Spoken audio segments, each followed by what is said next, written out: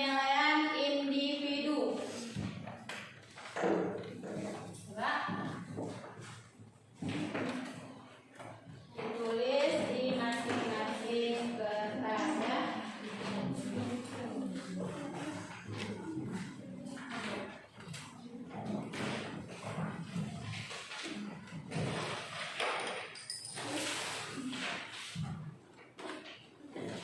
Tulis nama dan kelas.